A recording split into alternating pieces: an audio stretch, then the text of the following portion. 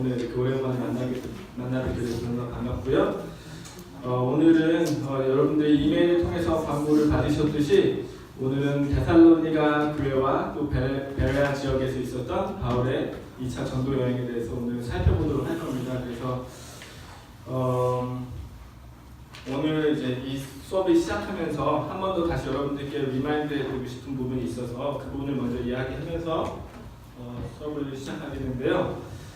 저희가 지금 사도 바울의 전도 여행을 배우고 있습니다. 사도 바울의 전도 여행은 지난 학기부터 해서 이렇게 쭉 지금 몇 개월에 걸쳐 배우고 있는데, 저희가 사도 바울의 전도 여행을 통해서 얻는 유익들이 무엇인지를 여러분들이 다시 한번 기억하셨으면 좋겠다라는 생각이 들어서 그렇게 먼저 우리가 사도행전에서 나오는 바울의 그 여행을 통해서 어떤 유익들을 우리가 가질 수 있는지를 먼저 잠시 간단하게 설명드리려고 합니다. 그래서 지금 이렇게 파워포인트를 보시면 첫 번째로 우리가 계속해서 강조드리는 것이지만, 우리가 첫 번째 사도행전에 나오는 바울의 사역을 통해서 배울 수 있는 첫 번째 가장 큰 유익은, 우리가 전도 사역의 주권자가 우리 인간이 아니라 하나님이시며 그 능력이, 전도의 능력 되시는 분이 성령 하나님이시다라는 것을 우리가 계속해서 누차 그 여행을 통해서 보게 됩니다. 그래서 그것을 통해서 우리가 얻을 수 있는 유익은, 우리가 전도에 나아갈 때 좀 더 담대하고 또 신실하게 우리가 전도에 임할 수 있다는 것이죠. 그리고 두 번째는 무엇이냐면, 우리가 바울의 전도 사역을 보면서 그곳에서 바울이 어떠한 메시지를 전했고, 어떠한 방법으로 메시지를 또 전했고, 어떠한 과정과 어떤 결과들이 있었는지를 전도 여행을 통해서 우리가 보게 돼요. 그런 과정 속에서 우리가 굉장히 실천적이고 실용적인 측면들의 어떤 그러한 것들을 우리가 배우고 적용할 수 있다는 겁니다. 우리가 전도에 나갔을 때 어떠한 메시지를 우리가 준비해야 하고, 그것을 전달할 때 어떻게 준비해야 되고, 어떠한 과정과 어떠한 결과들이 있을 것이다라는 것들을 우리가 미리 사전에 준비하고 철저하게 대처해 나갈 수 있는 어떤 그런 도움이 된다는 것이죠. 그리고 마지막 세 번째가 무엇이냐면, 바울이 방문하는 그런 어떤 곳곳에 이제 어떤 지리적이나 정치적인 역사적인 배경들과 사건들을 통해서 우리가 바울의 기록한 편지들을 읽을 때 그 편지를 더욱더 깊이 이해하고 그것들을 보다 넓은 시각을 가지고 바라볼 수 있는 유익이 있다는 것입니다. 그래서 제가 이메일로 이제 말씀을 드렸지만, 오늘 우리가 이제 또 데살로니가 교회와 베레아 지역의 사역을 보게 됨을 통해서 우리가 어떠한 면에서, 어떠한 측면에서 우리가 데살로니가서를 조금 더 가깝게 이해할 수 있고, 그곳에서 바울이 전하는 메시지와 그런 내용들에 대해서 우리가 조금 더 이 사도행전에 나오는 그런 여행을 통해서 우리가 그러한 것들을 좀 더 넓게 바라볼 수 있는 시각을 가질 수 있게 될 것이라는 겁니다. 그래서 오늘 우리가 살펴볼 내용이 감사합니다. 제가 감기가 걸려서 계속 지난번부터 계속 기침을 해서 너무 죄송합니다.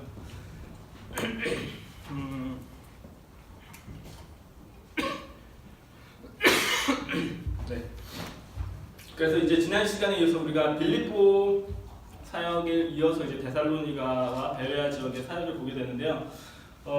오늘은 특별히 이 유익, 그 세 가지 유익 가운데 두 번째와 세 번째 유익들을 우리가 조금 더 얻게 될 것이다라는 생각을 해봐요. 이전까지는 우리가 하나님께서 어떻게 일하셨고, 어떻게 그들의 마음을 여셨고, 그런 것들을 보면서 하나님께서 그 주권자이심을 우리가 많이 보았었는데, 오늘 이 챕터에서는 이 두 번째와 세 번째 부분에 대한 내용들을 우리가 조금 더 볼 수 있게 되지 않을까라는 생각을 해봅니다.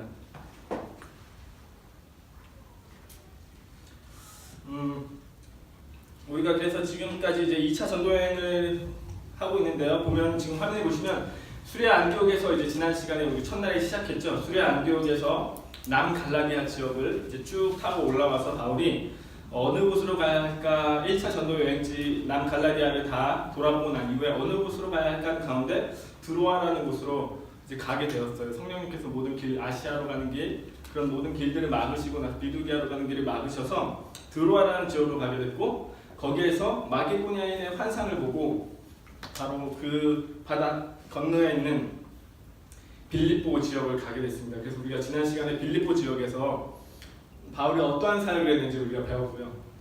오늘은 이제 그 빌립보에서 이제 데살로니가라는 장소로 옮겨져서 데살로니가와 베레아라는 지역을 가게 되는데, 이렇게 지도를 한번 다시 한번 보시면 우리가 머릿속에 이러한 지도가 그려져야 됩니다.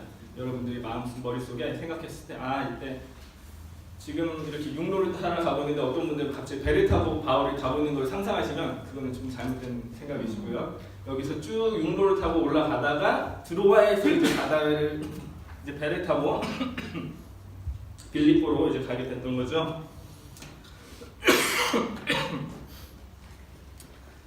그래서 저희가 이제 오늘은 이제 데살로니가와 베레아 지역의 사역을 살펴볼 것인데, 먼저 여러분들이 리마인드 하셔야 할 것이 있는데, 우리가 1차 전도 여행하면 이제 그 갈라디아 지역을 떠올리시잖아요. 그렇죠? 그 갈라디아 지역에 지난번에 말씀드렸던 그 비시디아, 안디옥, 이고니움, 그리고 루스드라, 더베, 이런 지역들이 이제 머릿속에 생각이 나셔야 해요. 갈라디아 지역이었고, 조금 더 갈라디아 지역에 어떤 지역들이 있을지 하면, 그 제가 첫 글자를 따서 PILD, 필드라고 말씀드렸죠. 갈라디아의 그 넓은 그 들판을 생각하시면서 필드, 거기가 사실 산지지만 어쨌든 그 필드를 생각하시면서 필드라는 좀 말이 안 되는 단어를 가지고 한번 외워보세요. 그래서 비시디아, 안디옥, 이고니움, 더베, 그리고 루스라, 그리고 더베, 그렇게 네 가지. 물론 그 전에 어떤 섬도 있었지만, 구부로 섬도 있었지만, 일단은 우리가 크게는 갈라디아 지역을 보면 될 것 같고요. 2차 전도 여행에서는 우리가 어느 지역을 생각하셔야 되냐면 마게도냐와 아가야라는 지역을 생각하셔야 돼요. 물론 이제 그 지역 이름도 생각은 하셔야겠지만, 빌립보나 뭐 데살로니가도 생각하셔야겠지만, 먼저 생각나셔야 하는 건 2차 여행 때 마게도냐와 아가야라는 지역을 갔었다라는 것을 기억하셔야 된다는 거예요. 지도에 보시면은 파란 색깔이 갈라디아 지역이잖아요. 1차 전도 여행 때 갔었던. 2차 여행 때는 핑크색의 마게도냐와 아가야라는 지역을 갔던 곳입니다. 마게도냐는 오늘날의 이제 불가리아와 루마니아 같은 그런 나라들이 위치한 유럽이고, 당시에 그 알렉산더 대왕의 고향으로 유명한 지역이기도 합니다. 알렉산더 대왕이 이제 그 마게도냐에서 태어났대요.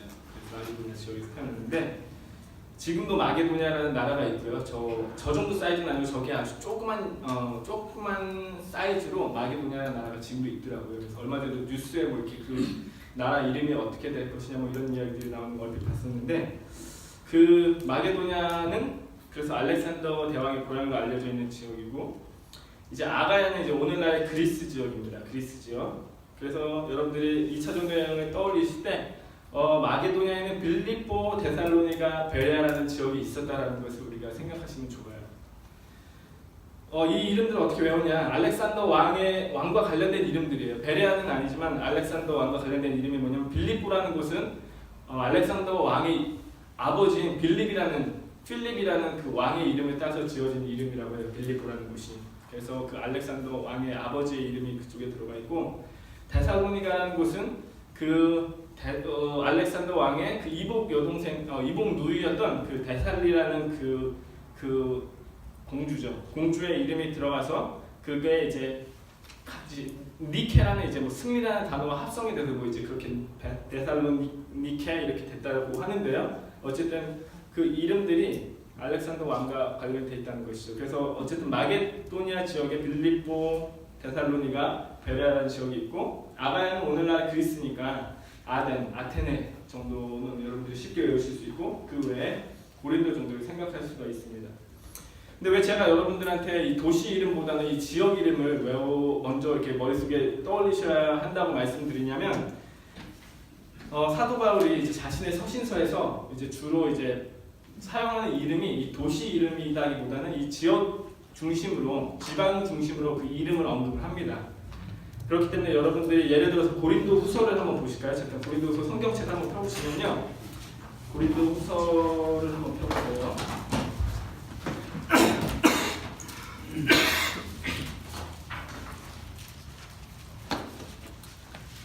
고린도후서 1장 16절 한번 보시면,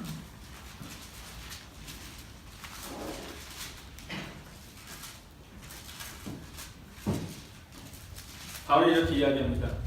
내가 너희를 지나 마게도냐로 갔다가 다시 마게도냐에서 너희에게 가서 너희 도움을 유대에 가기를 계획하였으니. 마게도냐라는 말이 나오는데, 그죠? 뒷장으로 한번 다시 가볼까요? 한번 13절, 2장 13절에 보시면, 내가 내 형제 디도를 만나지 못함으로 내 심령이 편하지 못하여 그들을 작별하고 마게도냐로 가는 거야. 또 계속해서 그 뒷장에 이제 뭐 5장에 죄송합니다. 7장입니다. 7장 5절에 보시면 우리가 마게도냐에 이르렀을 때도 우리 육체가 편하지 못하였고 사방으로 환난을 당하여 밖으로는 다투며 안으로는 두려움이 있은 거야. 계속 가볼까요? 8장 1절 형제들아 하나님께서 마게도냐 교회들에게 주신 은혜를 우리가 너에게 알리노니. 9장 2절에 이는 내가 너희의 원함을 알미나 내가 너희를 위하여 마게도냐인들에게 아가야에게서는 1년 전부터 준비하였던 것을 자랑하는데 그 밑에 4절에도 보면 혹 마게도냐인들이 나와 함께 뭐 계속해서 그 뒤에 계속해서 나오는 게 마게도냐라는 이름으로 나와요.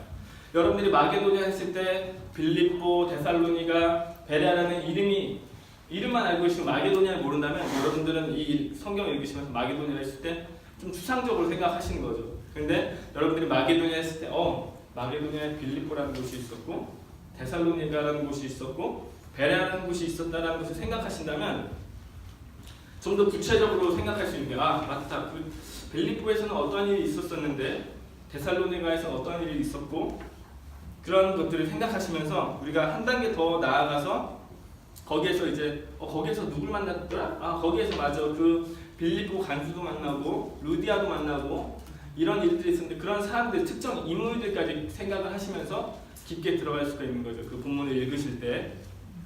그래서 우리가 보다 성경을 입체적으로 이제 볼 수가 있는 겁니다.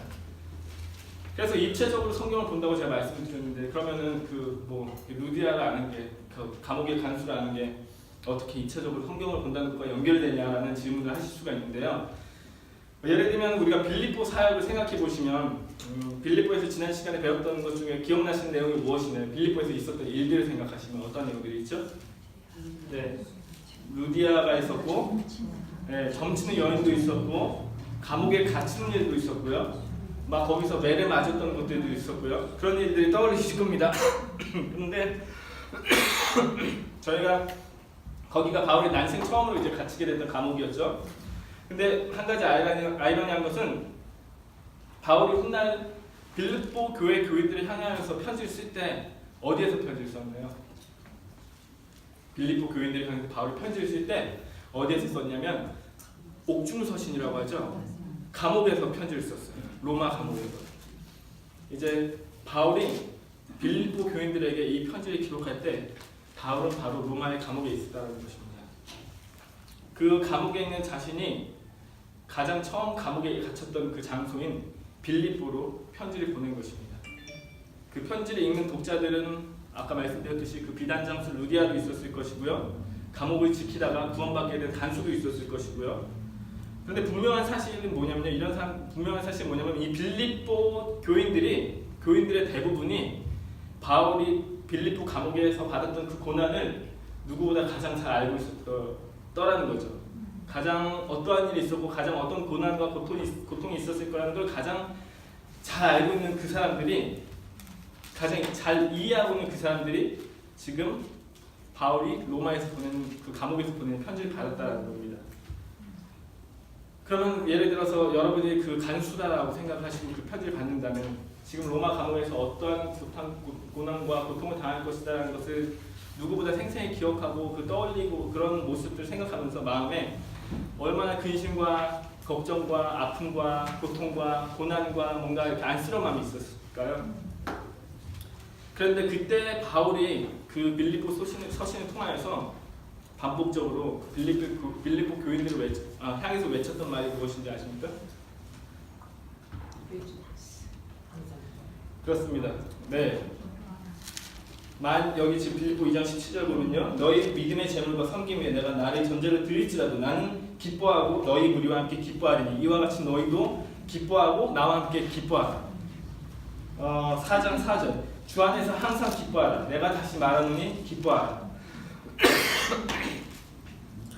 빌립보서에서 가장 핵심 단어가 뭐냐면요. 바로 기쁨입니다. 기쁨. 바울이 빌립보 교인들에게 기뻐하라고 끊임없이 외쳤던 거예요. 왜 기뻐하라고 했을까요? 누구보다 감옥에서의 그 고통과 그 아픔을 잘 아는 그들이 얼마나 마음으로 바울을 위해서 그렇게 고민하고 그렇게 아파하고 있을까 생각하면서 그들에게 기뻐하라고 외쳤다는 것이죠. 또 다른 간단한 예를 들어보면요. 우리가 이제 갈라디아 서신을 받은 독자들이 어떤 지역에 위치했는지 여러분들 잘 아시죠? 갈라디아 교회가 어디 지역에 있었다는 게 지도상으로 대략 기억이 나실 거예요. 그죠?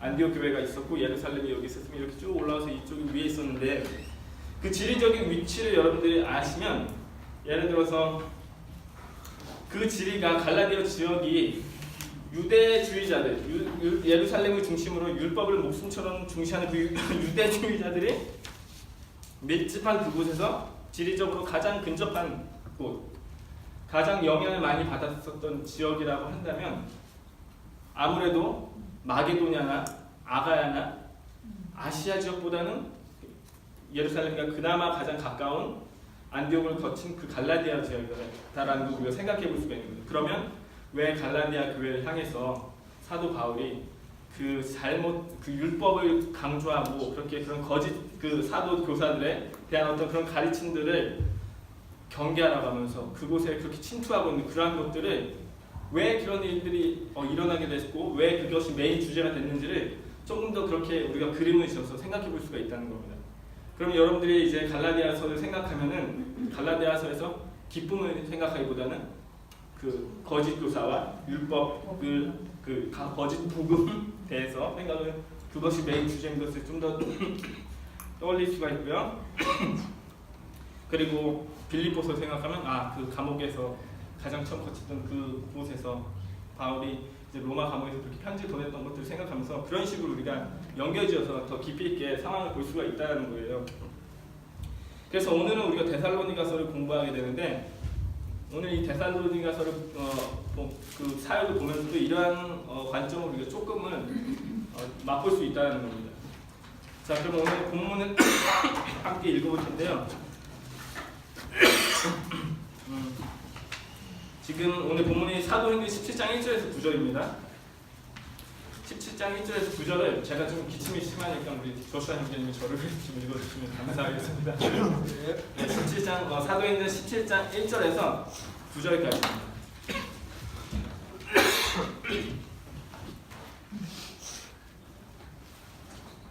저희가 안디볼라와 아볼리니아로 다녀가 데살로니가에 이르니 거기 유대인의 문항이 있는지라 바울이 자기의 규례대로 저희에게로 들어가서 새 안식일에 성경을 가지고 강론하며 뜻을 풀어 그리스도가 해를 받고 죽은 자 가운데서 다시 살아야 할 것을 증명하고 이르되 내가 너희에게 전하는 이 예수가 곧 그리스도라 하니 그 중에 어떤 사람 곧 경영한 헬라인의 큰 무리와 적지 않은 기부인도 고난을 받고 바울과 실라를 쫓으나 그러나 유대인들은 시기하여 저자의 어떤 괴악한 사람들을 데리고 때를 지어 성을 소동케 하여 야손의 집에 달려들어 저희를 백성에게 끌어내려고 찾았으나 발견치 못하매 야손과 형제를 끌고 읍장들 앞에 가서 소리를 질러 가로되 천하를 어지럽게 하던 이 사람들이 여기도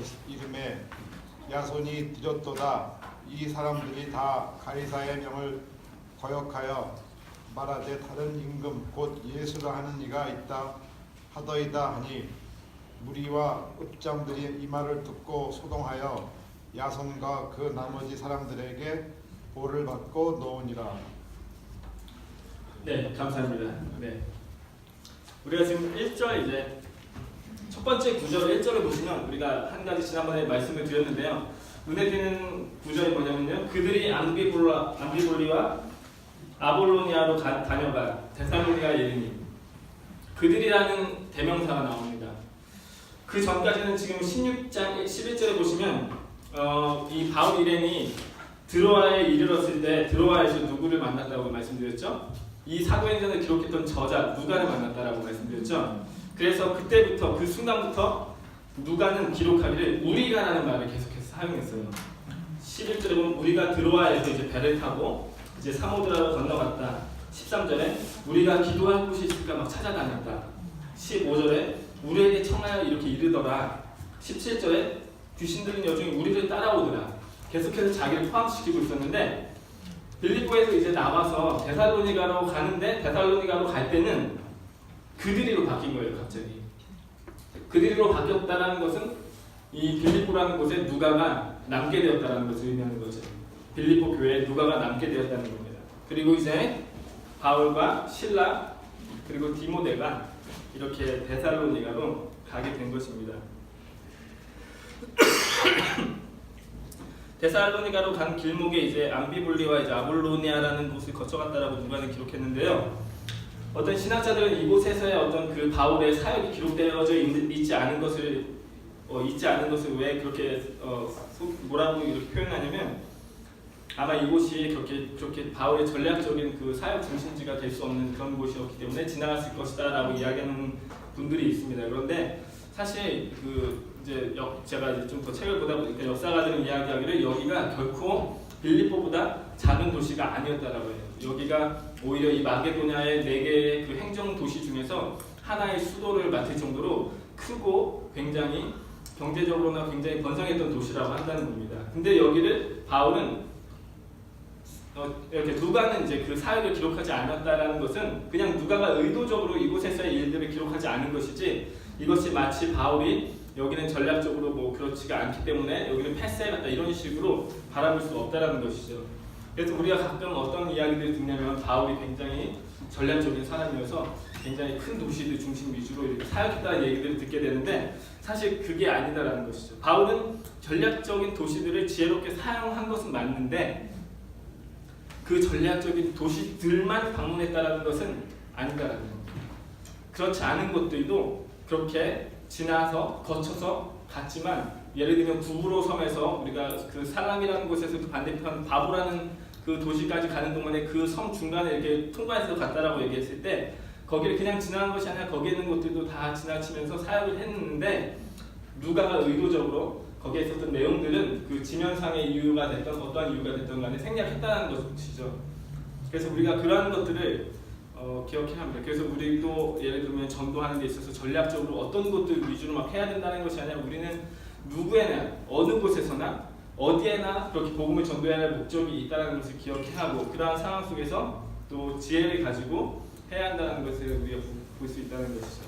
그래서 이제 바울이 데살로니가에 도착해서 사역을 시작하게 된 것이 이제 기록이 되는데요. 먼저 이제 데살로니가라는 지역에서 어떻게 사역을 했는지를 살펴보기 이전에 이 지역이 가지고 있는 특징을 잠시 살펴드리도록 하겠습니다. 지난 시간에 우리가 빌립보라는 곳과 이제 빌립보라는 장소에 대해서 보았는데 이 데살로니가와 어떻게 차이가 있냐면 지금 보시다시피 빌립보는 이제 로마 식민지였어요. 그래서 로마 식민지였기 때문에 이곳에서 있는 사람들에게 그 시민권, 로마 시민권이 부여됐었다라고 말씀드렸죠. 근데 데살로니가는 지금 자유도시라고 되어 있습니다. 이게 무슨 이야기냐면요. 먼저 일단 첫 번째부터 말씀드리면 이제 마게도냐 지방의 데살로니가는 마게도냐 지방의 수도였고 경제적으로 규모가 굉장히 큰 도시였기 때문에 어쨌든 그곳에 다수의 유대인들이 거주하고 회당들이 있었습니다. 하지만 이제 빌립보에는 그 회당이 없어서 바울이 강가로 갔었죠. 그 살고 있는 사람들이 좀 중요해요. 보면은 빌립보 같은 경우는 이제 로마의 그 군인들 가운데 이제 은퇴한 군인들이 많이 그쪽에 살았다고 합니다. 그곳에 이제 로마 그 정부가 땅을 주고 막 그쪽을 살 것을 장려해서 그렇게 로마 군인들이 많이 그쪽에 거주했대요.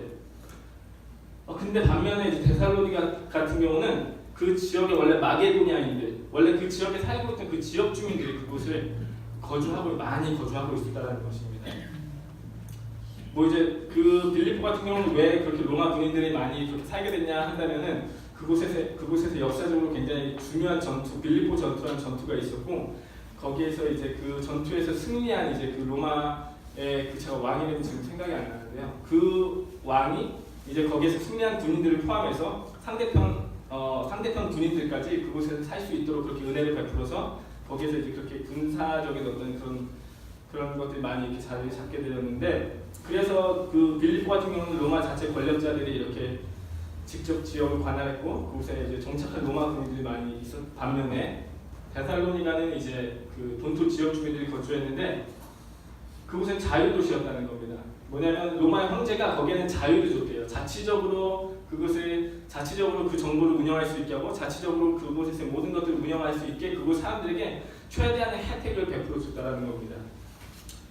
그렇게 혜택을 베풀어 줬기 때문에 거기에는 어떠한 특징이 있었냐면 굉장히 그 황제에 대해서 숭배하는 의식이 성행했대요. 왜냐하면 우리한테 이렇게 큰 은혜를 베풀어 줬는데 그 황제를 얼마나 이렇게 공경하고 그렇게 받들어야겠습니까? 이러한 큰 자유를 자기들에게 주었는데, 그래서 그쪽에는 어쨌든 그렇게 자체 화폐를 발행할 정도로 그렇게 그런 어떤 이제 그런 자유가 있었고요. 굉장히 자율적이고 그런 부분이 있었는데요.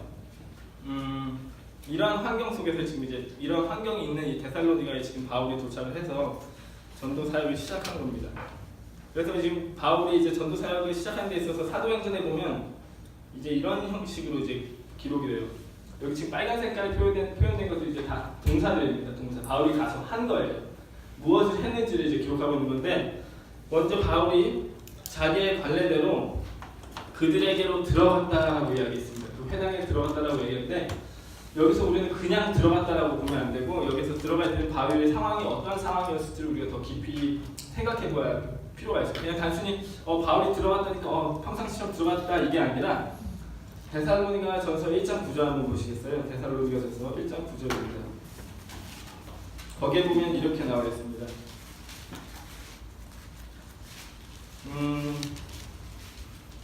그들이 우리에 대해 스스로 말하기를 우리가 어떻게 너희 가운데 들어갔는지, 우리가 너희에게 어떻게 들어갔는지, 어떻게 들어갔는데 그 어떻게 들어갔는지를 다른 교회들이, 아가야와 마게도냐에 있는 많은 교회들이 바울이 데살로니가에 들어갈 때 어떻게 들어갔었는지를 굉장히 주의 깊게 보고 그것을 이야기했다라는 겁니다. 지금 데살로니가 사람들한테 얘기하는 게, 그들이는 지금 다른 마게도냐와 아가야에 있는 교회들인데 그 교회들을 이야기하면서 그 교회들이 우리가 너에게 어떻게 들어갔는지를 말하더라 이렇게 이야기하고 있는데, 그 뒤에 보면요, 지금 2장 1절에 보시면 내가 너희 가운데 들어간 것이 헛되지 않은 줄 아노니 너희가 아는 바와 같이 우리가 빌립보에서 고난과 능력을 당하였으나 하나님의 힘을 힘입어 많은 싸움 중에 하나님의 복음을 너희에게 전하였더라. 그 빌립보에서 그 맞은 몸으로 거의 반 죽다 살다시피 한 그 몸을 가지고 바울이 데살로니가에 와서 그 고통과 고난이 가시기 전인 그 상태에서 그런 아픈 몸과 아픈 상태 안에서 그러한 힘든 상황 속에서 우리가 너희에게 들어갔다라는 겁니다. 바울이 그렇게 들어갔다라고 지금 기록을 하는 겁니다. 그리고 나서 거기에 들어가서 바울이 좀 그러한 헌신과 열정을 가지고 바울이 그곳에 들어가서 무엇을 했냐는 것이죠. 보면 안식일에 성경을 가지고 강론하였다라고 기록을 하는데, 여기에 보게 되면 지금 그리스어로 디알레고마이라는 단어를 사용했다고 했습니다. 여기 디알레고마이라는 단어를 사용했는데 이 영어로는 다이얼로그라는 이제 대화하다라는 어떤 말의 어원이 되는 말인데, 강론하였다는 말이 무엇이냐면 그냥 혼자만 막 떠들었다는 게 아니라 이야기를 듣고 대답하고 듣고 대답하면서 서로 이렇게 의사를 주고받으면서 질문을 듣고 거기에 대해 답을 하고, 그러한 형태로 바울이 지금 이렇게 사역을 했다는 겁니다. 회당에서. 그래서 지금 바울이 이렇게 강론을 하였는데, 그 강론하다라는 말이 지금 두 가지 이제 분사를 통해서 이제 이렇게 더 구체적으로 설명하는데, 하나는 뭐냐면 그 explain, 뜻을 풀어줬다라고 얘기하고요. 또 다른 하나는 증언하였다라는 것을 이야기합니다. 바울이 지금 이야기하는 가운데 대화하는 방식을 가지고 질문을 하고 거기에 대한 답을 제시하는 방식으로 그렇게 대화를 하면서 이제 설명을 하였는데, 이 설명하다는 단어는 문자적으로 어떤 의미가 있냐면 열어 보이다라는 의미를 갖고 있습니다. 연다, 오픈한다라는 의미를 갖고 있어요. 그래서 사도행전 7장 56절에 스데반이 하늘이 열리는 것을 환상을 보잖아요. 하늘이 열린다라고 이야기할 때 그 하늘이 열리다라는 그 단어가 이 동일한 단어, 이 단어가 쓰여진 겁니다. 그리고 예를 들면 뭐 마가복음 7장 31절에 예수님께서 이제 에바다 이렇게 열려라 귀야 이렇게 귀가 먼 자에게 귀가 열리라고 얘기할 때 그 단어가 똑같은 말을 하신 거고요. 또 누가복음 24장 31절에 엠마오로 가는 제자들이 눈이 열리고 예수님의 말씀을 눈이 열리고 예수님의 말씀을 깨닫게 되었다라고 얘기할 때 그 단어다라는 거죠. 그러니까 바울이 결국에 한 것이 뭐냐면 자기의 생각을 열어서 풀어놓은 것이 아니라 성경을 가지고 성경의 권위를 가지고 그들에게 답을 제시하는데 성경의 이야기를 풀어서 그것을 그들 앞에 그렇게 설명을 해줬다는 겁니다. 그리고 그 다음 단어로 이제 증언하고라는 말이 나오는데 그것을 단순히 이제 풀어서 얘기할 때 그 증거들을 제시하면서 성경 말씀에서 이러한 내용들을 보아라. 예를 들면 그리스도에 대한 고난을 말할 때 시편 22편의 말씀을 보아라. 여기에 보면 이렇게 그리스도가 고난당한다고 하지 않느냐라면서 이렇게 증언을 하였다는 겁니다. 증거를 계속해서 성경의 백업을 통해서 증거를 했다는 거죠. 그래서 바울이 그러한 형식으로 복음을 전하고 그렇게 예수 그리스도가 그리스도이다라는 것을 그렇게 프로클레이밍 그렇게 전하여 선포하였다라는 것입니다. 이것이 바울이 회당에서 복음을 전할 때 그렇게 하였던 그런 어떤 하나의 방법론이었다는 겁니다. 그리고 바울이 전한 메시지가 이제 거기에 이제 동일하게 그 구절들에 나오는데요. 우리가 지난번에 우리가 비시디아 안디옥에서 우리 성준 형제가 비시디아 안디옥에서 바울이 하였던 가장 첫 번째 설교문 그 첫 번째로 기록되어 있던 설교문을 그때 우리가 공부했었는데 거기에서 계속적으로 강조했던 것이 무엇이었냐면 예수 그리스도께서 이제 그리스도가 해를 받고 고난을 당하고 돌아가신 자 가운데서 죽은 자 가운데서 다시 살아나셔야 하는 것을 그렇게 증언하며 역사적인 예수 그리스도 이 땅에 오신 그분께서 바로 그 메시아다라는 것을 끊임없이 선포하였다는 것입니다. 여기서도 동일하게 데살로니가에서 동일하게 그 내용을 바울은 전하였던 것입니다. 그래서 이러한 바울의 복음 전도의 그 방법과 그 내용을 가지고 하였을 때 어떤 결과가 있었냐 보니 그 밑에 구절이 4절에서 5절에 보면 이렇게 나오죠. 그 중에 어떤 사람은 곧 경건한 헬라인의 큰 무리가 적지 않은 귀부인도 권함을 받고 바울과 실라를 따랐다라고 이야기합니다. 그리고 또 반대로 그러나 유대인들은 시기하여 저자의 어떤 불량한 사람들이 데리고 때를 지어 성을 소동하게 하여 야손의 집을 침입하여 그들을 백성에 끌어내려고 찾았으나 라고 이야기 나오는데요. 한편에서는 예수 그리스도의 복음을 이렇게 받아들이는 일이 일어났고요. 또 다른 한편에서는 오히려 시기하고 그 바울과 그 바울의 전도팀 디모데와 실라를 잡기 위해서 불량한 사람들을 데리고 와서 그렇게 그들을 이렇게 잡아가려고 하는 그런 일들이 있었다라는 것을 지금 기록하고 있는 것입니다. 그래서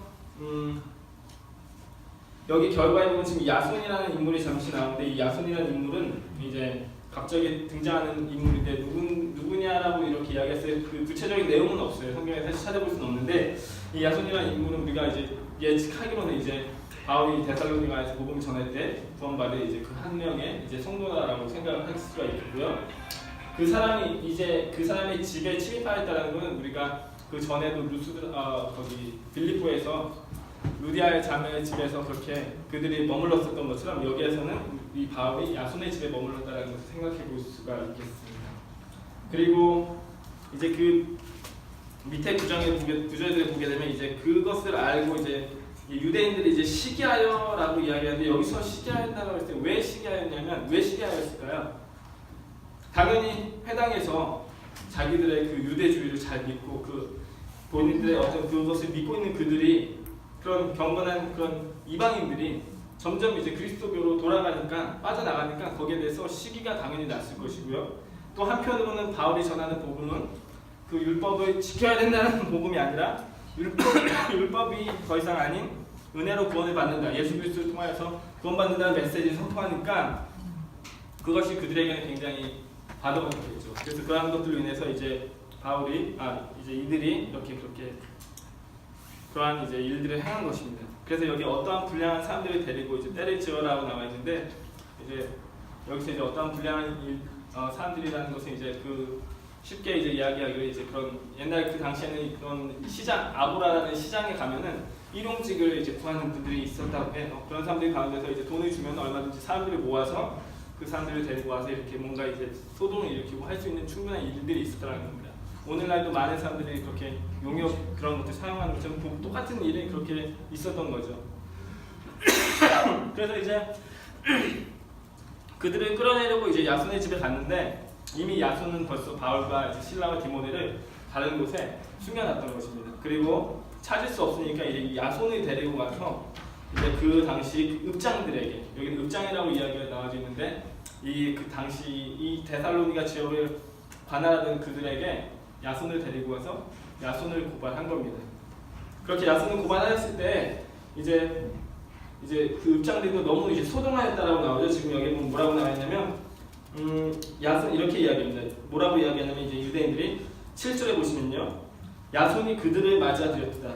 천하를 어지럽게 하던 그들을 맞아들였도다. 이 사람들이 다 가이사의 명을 거역하여 말하되 다른 임금 곧 예수라는 이가 있다 하더이다 하니 무리와 읍장들이 이 말을 듣고 소동하였다라고 이야기하고요. 소동하였는데 그런데 이제 그 뒤에 내용이 보면 야손과 그 나머지 사람들에게 보석금을 받고 놓아주니라라는 내용이 나옵니다. 그래서 여기에 내용이 굉장히 좀 클리어하지 않게 뭔가 이게 되게 좀 짧게 이렇게 설명이 됐는데 이 내용이 이제 어떤 내용을 의미하는가 이제 뭐 제가 간단하게 이제 뭐 커멘터리 같은 걸 살펴보니까요. 여기에서 이 내용은 이제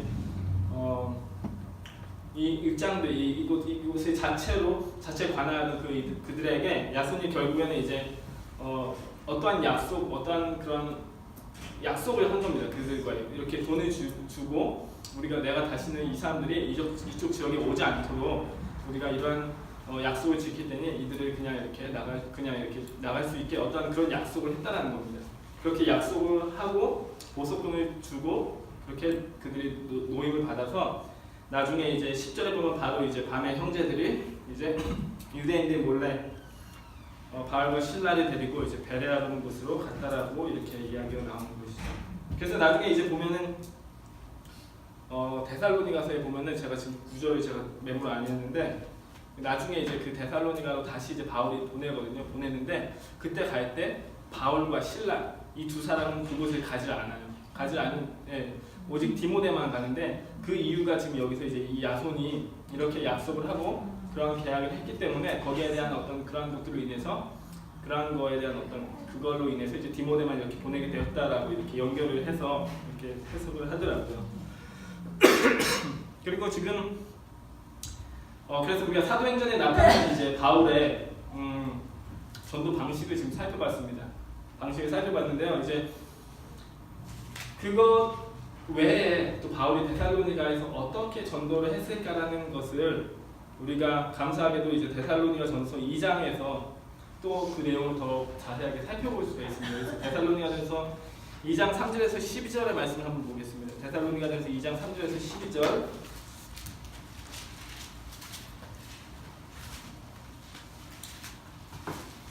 말씀을 보면 여기 이렇게 2장 제가 파워포인트에 보면 2장 9절의 말씀을 이렇게 기록해놨는데요. 형제들아 우리의 수고와 애쓴 것을 너희가 기억하느니 저희가 아니라 너희입니다. 너희 아무에게도 폐를 끼치지 아니하려고 밤낮으로 일하면서 너희에게 하나님의 복음을 전하였노라. 그리고 데살로니가 후서에도 보시면요. 누구에게서든지 음식을 값없이 먹지 않고 오직 수고하고 애써 주야로 일한 것은 너희 아무에게도 폐를 끼치지 아니하려. 바울이 데살로니가에서 사역할 때 복음을 그렇게 정말로 그렇게 강론하고 설명하여서 그렇게 복음 전도할 때 그러한 노력을 하였다면 그 이면에는 또 어떤 모습이 있었냐면 이렇게 자기 스스로가 스스로 이렇게 밤낮으로 일하면서 복음을 전함에 있어서 그 복음을 전달하는 데 있어서 다른 사람들에게 자기가 해를 끼치지 아니하기 위해서 이러한 모습으로 사역을 했다는 것입니다. 자기가 자기 스스로의 그 생활을 이어가기 위해서 일하고 그렇게 그렇게 도움을 구하지 않냐고 그렇게 했다는 것이죠. 근데 그런 가운데 한 가지 눈에 띄는 것은 여기 특이사항 보면 지금 빌립보 교회가 나오죠. 빌립보 교회가 이 데살로니가에서 바울이 사역할 때 바울을 도왔다라고 빌립보서가 기록을 하고 있습니다. 빌립보서에서 바울이 기록을 하고 있습니다. 제가 빌립보서 여기 지금 4장 15절에서 16절의 말씀 잠깐 읽어드리면요, 바울이 이렇게 얘기합니다. 빌립보 사람들아, 너희도 알거니와 복음의 시초에 내가 마게도니아를 떠날 때 주고받는 내 일에 참여한 교회가 너 위에는 아무도 없었느니라. 데살로니가에 있었을 때에도 너희가 한 번뿐 아니라 두 번이나 나의 쓸 것을 보내었구나. 네, 바울이 그렇게 열심히 일하고 복음을 전하기 위해서 열심히 그렇게 섬기기 위해서 그렇게 하고 있을 때 감사한 것은 그 전에 바울이 복음을 전하였던 그 빌립보 교회에서 바울을 향해서 이렇게 그렇게 도움을 보내고 섬김을 하였다는 것입니다. 그리고 그 중심에 물론 누가가 또 함께 있었다는 것을 우리가 생각해 볼 수 있겠죠. 그래서 바울이 지금 그렇게 이러한 자세로 그렇게 복음을 열심히 클리어하게 전하는 이면에 스스로 또 그렇게 열심히 일을 하면서 또 그렇게 복음을 전했는데요. 그 외에 또 이제 방금 지금 2장 13절에서 12절에 보면 어떠한 자세로 바울이 이제 그렇게 복음을 열심히 전했는지를 지금 내용들이 쭉 나옵니다. 그래서 제가 한번 다시 보면요, 이렇게 지금 성경 말씀을 한번 보시면 좋을 것 같아요. 지금 보시면 제가 이렇게 구절마다 이렇게 내용들을 설명해 드릴게요. 지금 보시면 2장 3절부터 이제 보면요, 우리가 너에게 복음을 전할 때 우리는 우리의 권면은 감사함이나 부정에서 나는 것이 아니요 속임수로 한 것이 아니라, 여기에 보면 바울이 지금 권면하였다는 것을 기록하고 있습니다. 우리가 권면하였을 때 감사함이나 부정함에서 한 것이 아니라 속임수로 하지 아니하였다.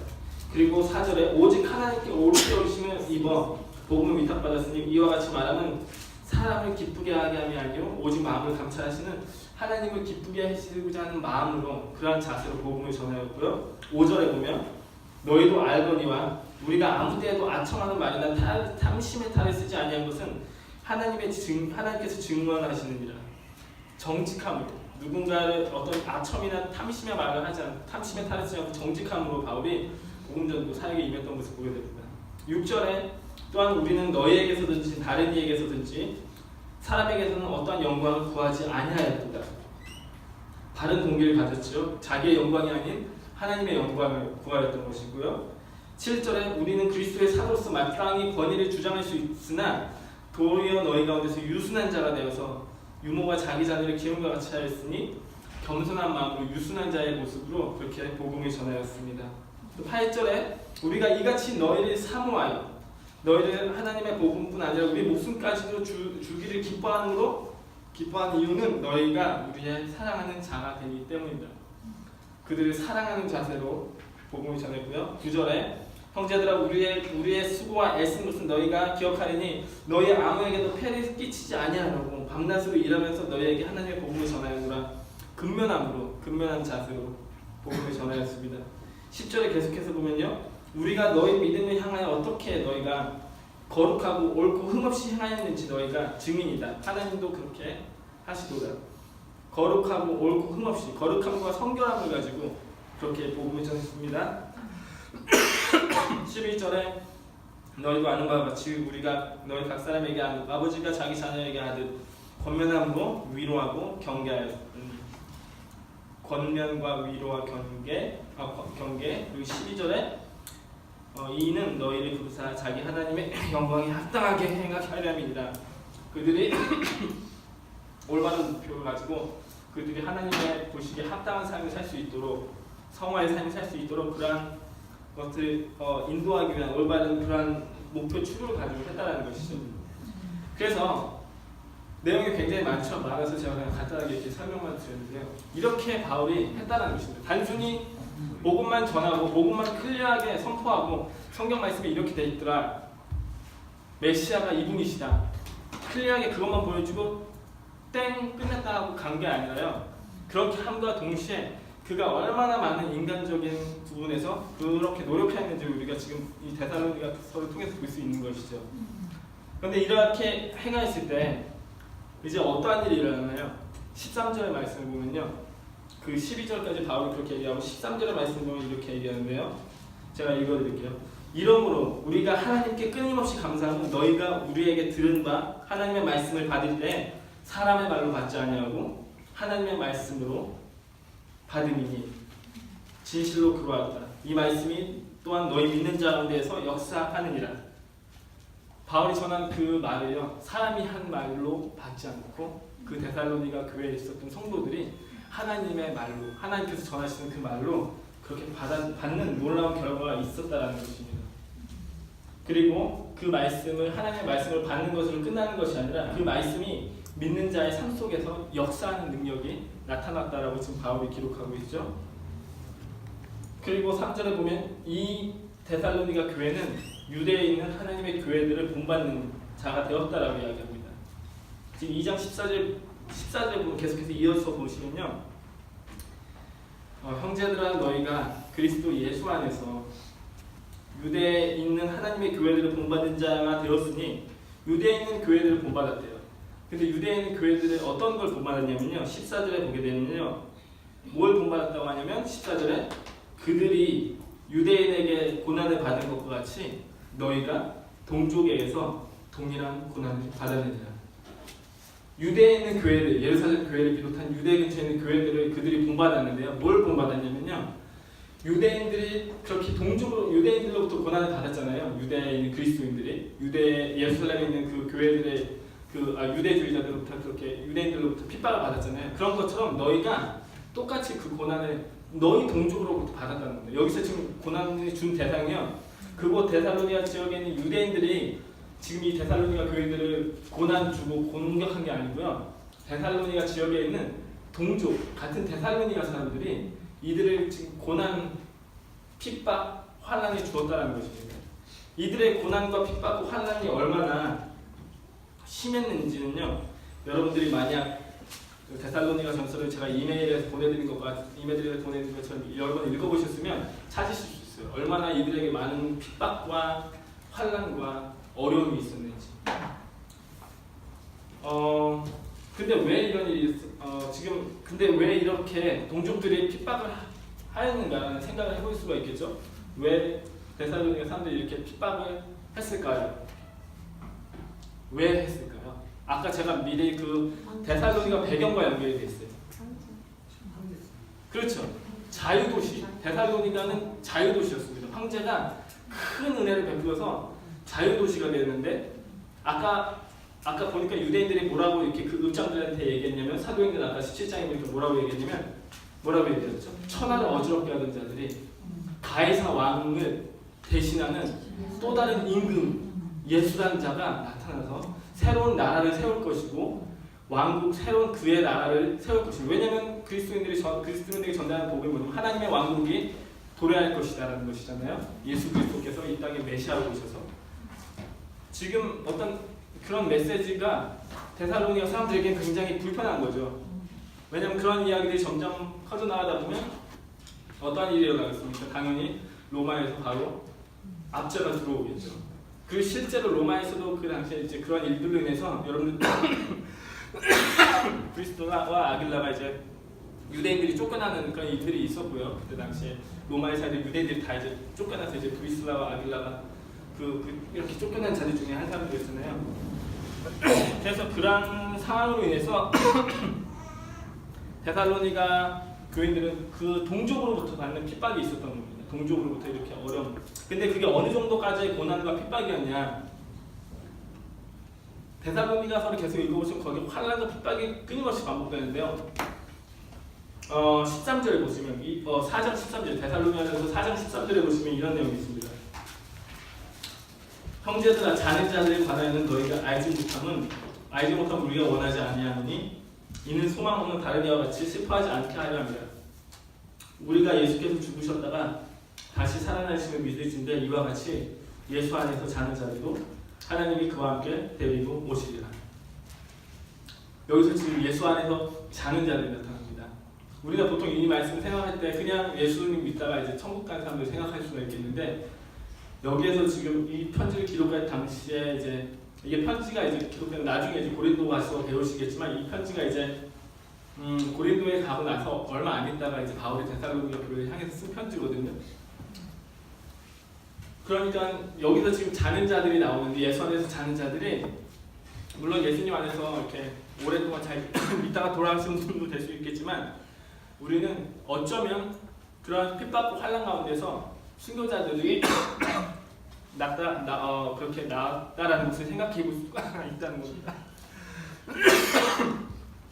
데살로니가 교회 안에 그 핍박과 환난으로 인해서 그러한 자는 자들, 예수님 안에서 자게 된 자들이 있었을 수도 있다라는 거죠. 이렇게 그래서 바울이 그들에게 이러한 용기의 메시지, 위로의 메시지, 격려의 메시지를 주었을 수도 있다라고 생각해 볼 수가 있는 것입니다.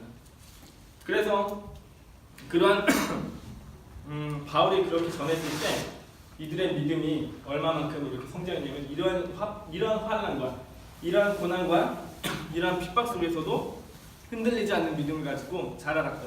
그래서 오늘 나가다 목사님이 데살로니가 교회 말씀하시면서 설교 시작에 말씀하시면서 그 데살로니가 교회가 정말로 가지고 있는 그 아름다움들을 말씀하셨잖아요. 그러한 놀라운 그 결과들이 일어났던 것입니다. 그리고 마게도냐와 이제 데살로니가 전서 1장 6절에서 7절을 보시면 마게도냐와 아가야에 있는 모든 믿는 자들의 본이 된 것이죠. 이 교회가. 그럼 여러분들이 이제 나중에 데살로니가를 생각하시면 이러한 내용들을 연관 지어줄 수가 있는 거예요. 데살로니가 지역이 자유도시였고 황제로부터 이렇게 자유하면서 동시에 황제를 우상 숭배하는 그런 예배가 성행했던 곳이었는데 그곳에서 또 다른 임금 예수를 믿는 그 유대인들이 어떠한 일을 겪었는가를 생각해 볼 때 그들에게는 정말 수많은 환난과 핍박이 있었고 그로 인해서 그렇게 고난받고 고통받고 있는 것을 안 그들에게 바울이 전한 메시지는 예수 그리스도의 재림, 예수 그리스도께서 다시 오실 때 죽은 자들이 부활할 것이다. 너희 가운데 죽은 자들, 예수님 안에서 자는 자들이 일어날 것이다. 라는 그 메시지가 그렇게 연결이 되는 거죠. 그러니까 여러분들이 데살로니가서를 생각할 때 자연스럽게 그러한 내용들이 연결돼서 떠오를 수가 있다는 것입니다. 자, 그래서 이제 여기서 이제 데살로니가에서 사역을 이제 정리하고 이제 다음 장면으로 가는 곳이 이제 바울이 이제 다음 장소로 행한 곳이 어디죠? 베레아라고 말씀드렸죠.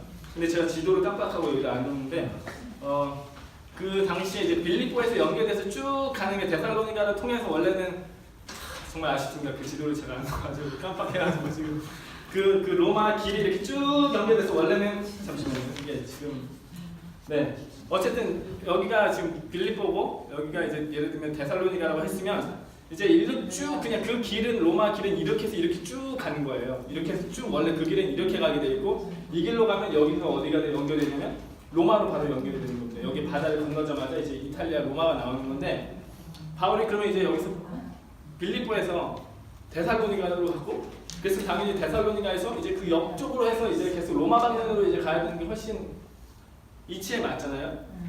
자기가 갔었던 그 좋은 쭉 뻗은 길로 가야 되는데 글로 가다 갑자기 여기서 방향을 턴해서 이제 여기로 내려가는 건데 전혀 이상한 길로 간 거예요. 베레아라는 곳으로. 왜 베레아로 갔냐는 것이죠. 여기 우리가 지금 이 사도행전 17장에 보시면 아까 이야기한 내용에 보면 야손이 이제 이렇게 보석금을 내고 이제 이렇게 돈을 주고 이렇게 약속을 하고 이렇게 이제 다시 이쪽을 떠난 이후로 오지 않겠다라고 얘기한 이후에 밤에 이제 그 데살로니가의 형제들이 바울과 신라를 베레아로 보냈다라고 얘기합니다. 바울과 신라가 베레아로 갔다라고 이야기한 게 아니고 형제들이 바울과 신라를 베레아로 보내었다라고 이야기하는 장면에서 우리가 몇 가지 이제 추측을 할 수가 있는데요. 첫 번째로는 그 데살로니가에서 가까운 데 살고 있었던 그 베레아 지역에 살고 있던 사람들의 성향에 대해서 그 데살로니가 사람들이 잘 알고 있었을 수도 있었다라는 겁니다. 베레아 사람들이 어떠한 유대인들이고 어떠한 성품과 어떠한 마음가짐으로 그들이 있는 이들이라는 것을 잘 알고 있었던 데살로니가 사람들이 베레아로 그 바울과 신라와 디모데를 보냈다라는 것이죠.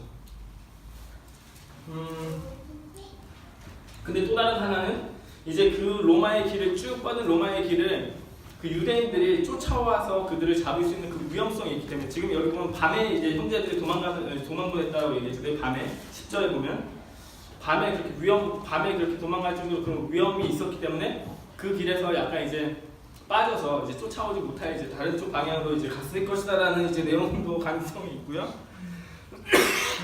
또 다른 하나는 죄송합니다. 정말 죄송한데 네, 그리고 또 다른 하나는 이제 18장에 보면 나오는데요. 18장 2절에 보면 아까 제가 말씀드렸듯이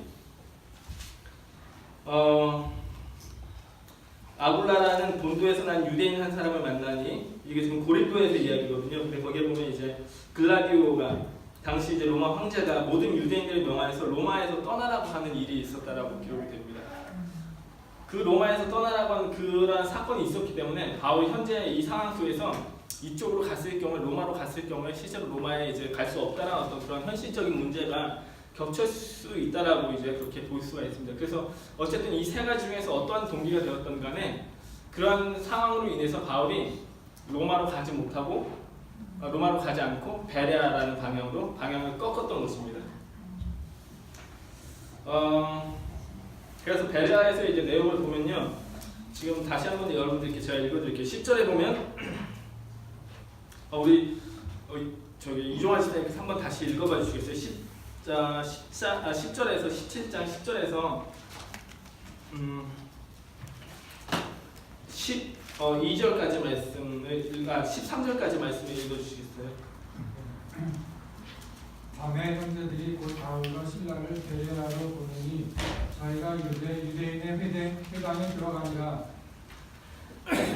베레아 사람은 데살로니가에 있는 사람보다 더 신사적이어서 간절한 마음으로 말씀을 받고 이것이 그러한가 하여 날마다 성경을 탐구하므로 그 중에 믿는 사람이 많고 또 헬라의 귀부인과 남자가 적지 아니하나 데살로니가에 있는 유대인들이 바울이 하나님 말씀을 베레아에서도 전하는 줄 알고 거기도 가서 우리를 움직여 소동케 하거늘.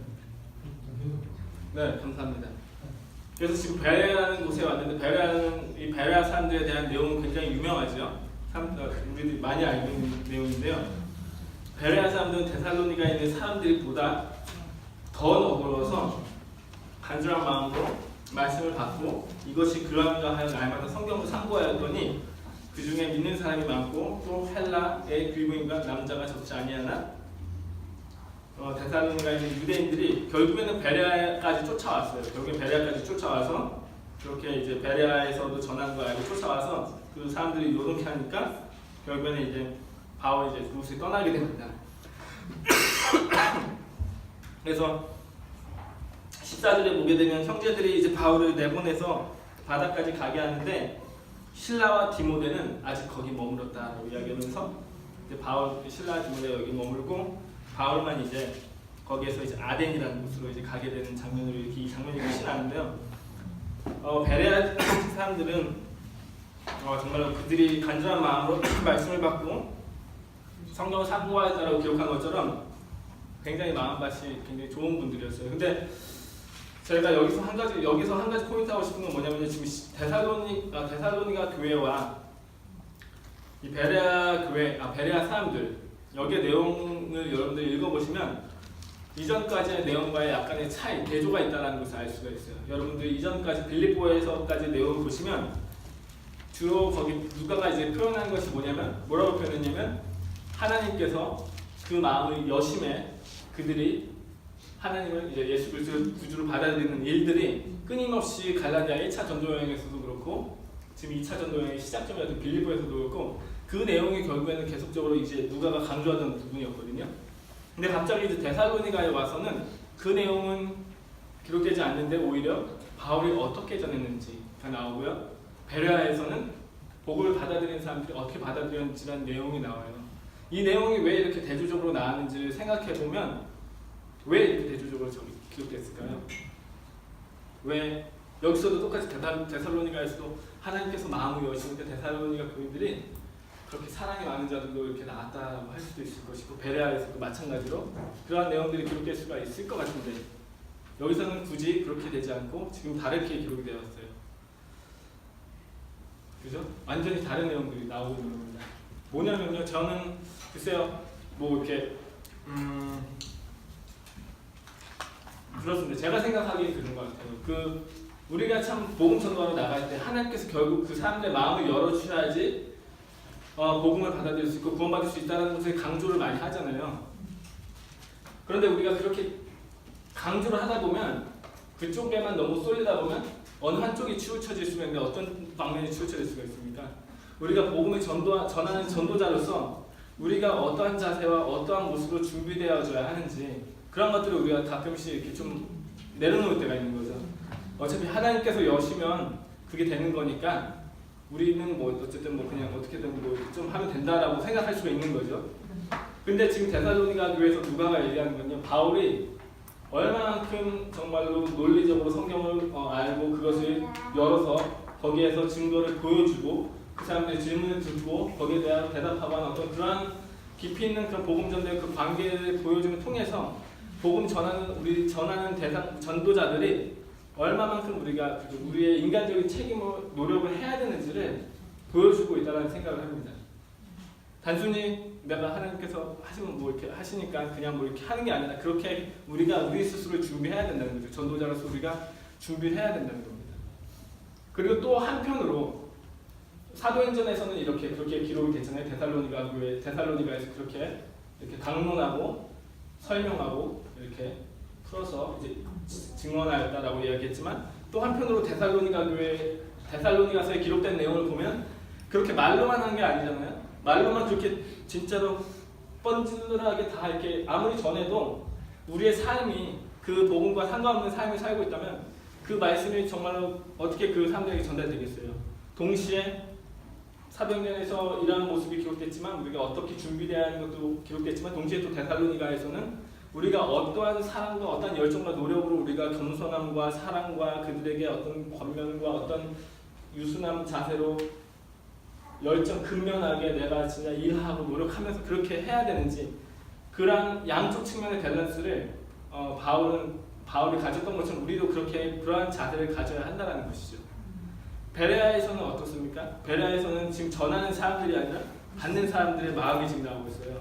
그러니까 세 다른 대상의 이야기가 지금 전개되는 거죠. 하나님 관점에서 하나님께서 주권적으로 행하시는 것과 그것을 인간의 입장에서 전하는 자로서의 그 전하는 자의 자세와 받는 사람은 받는 사람으로서의 어떠한 마음과 자세가 있어야 이것이 정말로 하나님의 그 놀라운 구원의 역사가 일어나는지를 누가가 굉장히 상당히 밸런스 있게 그런 내용들을 잘 이렇게 표현해서 보여주고 있는 것이다라는 생각을 해봅니다. 그래서 저는 우리가 이제 이 내용을 가지고 우리의 삶 가운데 적용할 때 참 그런 것들을 깊이 있게 생각해볼 필요가 있는 것 같아요.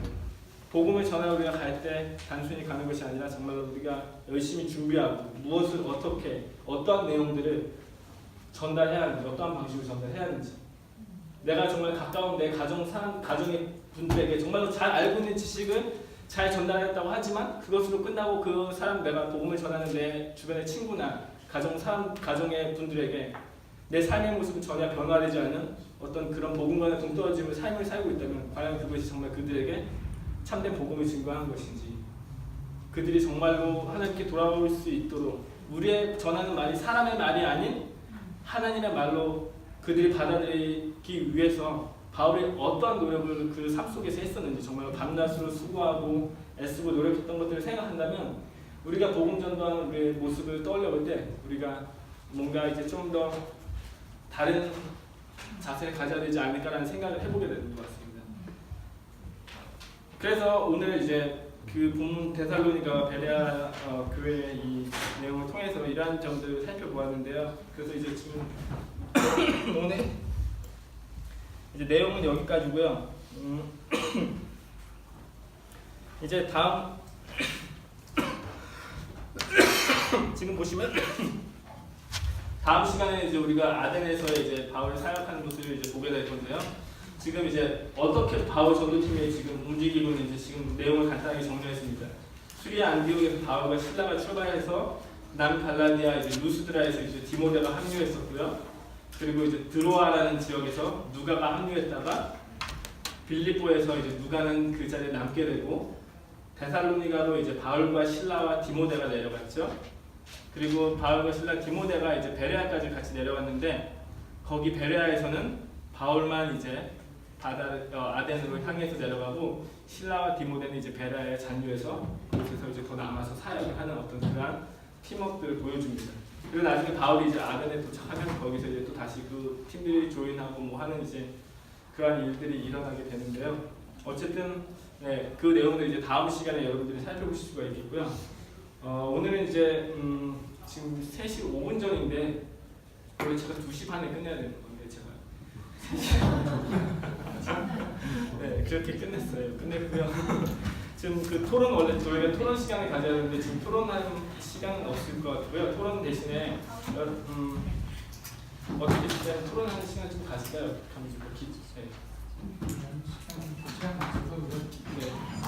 네. 그러면 이제 제가 간단하게 이제 토론 질문을 여러분들께 나눠드리면요. 한 가지만 딱 여기 지금 화면에 제가 없는데 어떠한 토론 질문을 여러분들께 나눠드릴까 이제 고민을 했는데 사실 좀 제가 어떤 토론 질문을 전해드려야 될지가 좀 어려워요. 참 어렵더라고요. 그래서 질문을 사실 좀 생각을 잘 못했는데요. 제가 글쎄요, 지금 이 시간에 저희가 토론할 때 그러한 점들을 좀 나눠봤으면 좋겠어요. 우리가 복음을 전도하는 데 있어서 내가 어떤 부분에서 취약한지, 복음을 전도하고 선명하게 증거하는 데는 내가 어느 정도 머리에 그게 많이 정리가 돼 있는데 반면에 내가 말로는 정말로 잘 하지만 삶 속에서 정말 내가 그런 부분을 나타내지 못하고 있어서 내가 주변 사람들에게 그런 것을 나눠주지 못하고 있지는 않은지, 아니면 혹은 반대로 내가 정말 사랑을 정말로 잘 베풀어주는데 복음을 정말로 클리어하게 전하는 어떤 그런 지혜가 부족해서 그런 경우도 사실 많이 있잖아요. 사실 우리가 주변 사람들한테 사랑을 정말 잘해주는데 뭘 어떻게 전해야 될지 몰라서 그런 경우도 있는 것 같은데 그런 부분에 대해서 같이 한번 조금 이야기를 나눠볼 수 있으시면 좋을 것 같습니다. 그래서 내가 그런 부분들을 어떻게 우리가 발전시켜 나갈 수 있을지 그런 것들을 조금 이야기해 볼 수 있으시면 좋겠습니다. 좀 클리어한가요? 무슨 여기지가 좀 전달되시나요? 내가 나의 취약한 점은 무엇인지, 내가 복음을 정확하게 모른다든지 아니면 사랑이 부족하다든지 아니면 그런 게 어떤 점이 부족하다면 그것을 더 이렇게 키우기 위해서 어떠한 방식으로 우리가 실천적인 노력을 할 수 있을지를 한번 얘기해 보면 좋겠습니다. 네, 어쨌든 감사합니다.